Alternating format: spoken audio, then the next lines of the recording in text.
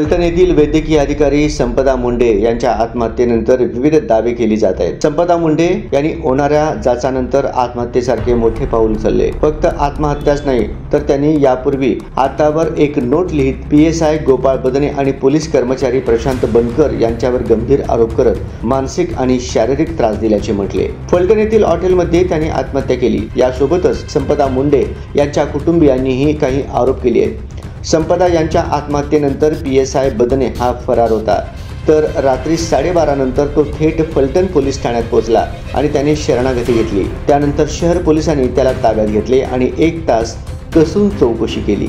रात्री उशिरा त्याला मेडिकलसाठी नेण्यात आले आणि परत त्याला साधारण 4च्या दरम्यान ठाण्यात आणण्यात आले। नुकतंच मिळालेल्या माहितीनुसार पोलीस चौकशीमध्ये आरोपी PSI गोपाळ बदने हा ढसाढसा रडला। त्या मुलीसोबत कोणत्याही प्रकारचे अत्याचार आपण केला नसल्याचे सांगताना तो दिसला। वरिष्ठ अधिकाऱ्यांच्या प्रश्नांची उत्तरे देताना मी अत्याचार केला नसल्याचे सांगत तो रडला। अखेर संपदा मुंडे आत्महत्या प्रकरणात PSIने आपले तोंड उघडले। या दरम्यान त्याला महिला डॉक्टर संपदा मुंडे यांच्यासोबत नेमके काय संबंध होते आणि संबंधीने लैंगिक संबंध ठेवण्यात आले होते का हे विचारले असता त्याने उत्तर दिले नाही।